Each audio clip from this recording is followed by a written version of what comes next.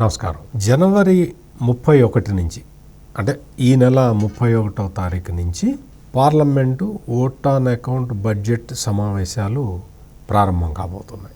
ఈ vote on account budget సమావేశాలు ఈ టెన్యూర్కి ఇవే లాస్ట్ సమావేశాలు అవుతాయి.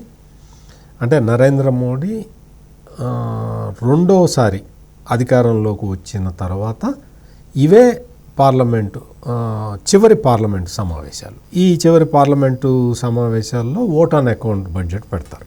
ఎందుకంటే ఏప్రిల్ మేలో ఎలక్షన్స్ జరుగుతాయి కాబట్టి ఈ లోక్సభ ఎన్నికలు అయిపోయిన తర్వాత వచ్చే కొత్త ప్రభుత్వం కొత్త బడ్జెట్ని పెట్టుకుంటుంది. ఈ ఓట్ ఆన్ అకౌంట్ బడ్జెట్ అంటే తాత్కాలిక బడ్జెట్ కింద లెక్క అన్నమాట.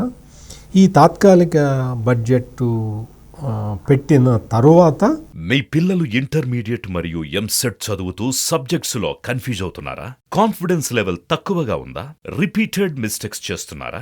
అయితే మీకోసమే ఉంది Rise app. 1 lakh question bank, performance analysis, online classes by experts, ఇంకా మరెన్నో ఫీచర్స్ తో మీ ముందుకొచ్చింది Rise the perfect guide. Description లో ఉన్న లింకును ఉపయోగించి సబ్స్క్రైబ్ అవ్వండి. ఇంకా నరేంద్ర మోడీ ప్రభుత్వం ఎలక్షన్లకి వెళ్ళిపోతుంది.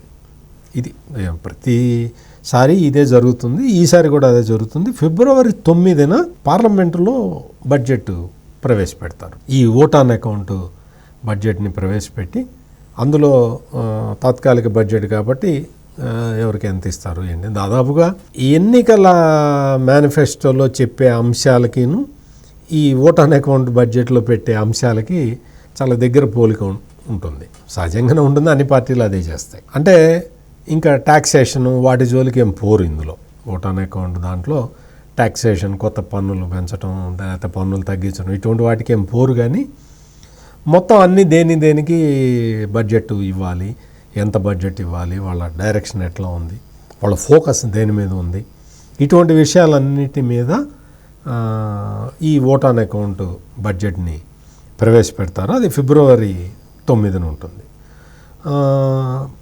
అంటే పార్లమెంటు సమావేశాలు స్టార్ట్ అవటానికి అయ్యే రోజునే అంటే జనవరి 31వ తారీఖునే రాష్ట్రపతి ప్రసంగం కూడా ఉంటుంది. రాష్ట్రపతి ప్రసంగం ఈ ఫార్మాలిటీస్ అన్నీ పూర్తి చేసుకున్న తర్వాత ఓట్ ఆన్ అకౌంట్ బడ్జెట్ కూడా పెట్టిన తర్వాత ఇంకా నరేంద్ర మోడీ ప్రభుత్వం ఎన్నికలకి వెళ్ళిపోతుంది. ఇది సాధారణంగా జరిగే ప్రక్రియ అయినా కానీ ఇప్పుడు లేటెస్ట్గా ఈ డేట్లు అనౌన్స్ చేశారు. తాత్కాలిక బడ్జెట్ని ప్రవేశపెట్టి అందులో తమ ప్రాధాన్యతలు ఏంటి అనేది నరేంద్ర మోడీ ప్రభుత్వం డిసైడ్ చేసుకొని ప్రజలకి చెప్తుంది. ఆ చెప్పిన తర్వాత ఇంకా ఇవే చివరి సమావేశాలు కాబట్టి మామూలుగా నరేంద్ర మోడీ ప్రసంగం ఓట్ ఆఫ్ థ్యాంక్స్ లాగా ఉంటుంది. మళ్ళీ బీజేపీ ప్రభుత్వాన్ని ఎందుకు ఎన్నుకోవాలి అనే రీజనింగ్ కూడా ఆయన బహుశా తన స్పీచ్లో ఇవ్వచ్చు. తన ప్రసంగంలో దేశ ప్రజలకి అందరికీ కూడా మళ్ళీ భారతీయ జనతా పార్టీ ప్రభుత్వాన్ని ఎందుకు ఎన్నుకోవాలి, తాము ఈ 10 ఏళ్ళుగా అంటే 2 టర్ములుగా తాము చేసింది ఏంటి అనే ఒక ప్రోగ్రెస్ రిపోర్ట్ లాగా కూడా ఇది ఉండవచ్చు. మొత్తం అంటే ఈ సమావేశాలు అయిపోయిన తర్వాత ప్రధాని ప్రసంగం ఇవన్నీ అయిపోయిన తర్వాత అప్పుడు ఎన్నికలకి వెళ్ళిపోతే ప్రజలు డిసైడ్ చేసుకుంటారు ఎవరికి ఓటేయాలి. మళ్ళీ నరేంద్ర మోడీ ప్రభుత్వానికి మళ్ళీ ఓటేయాలా, లేదు మార్చుకుందామా, ప్రభుత్వాన్ని మార్చి ఇండియా కూటమికి అధికారం అప్పగిద్దామా, ఏంటి అనేది ప్రజలు డిసైడ్ చేసుకోవాల్సి ఉంటుంది.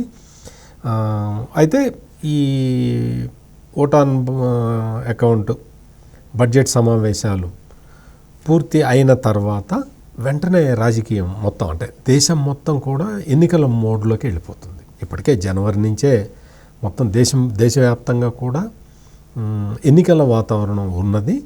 ఇంకా అప్పటి నుంచి ఇంకా మొత్తం ఇంకా వేరే విషయాలు ఏముండవు, అందరూ ఎన్నికల గురించే మాట్లాడుకునే పరిస్థితి వస్తుంది. మరిన్ని విశ్లేషణలతో మళ్ళీ కలుద్దాం. నమస్కారం.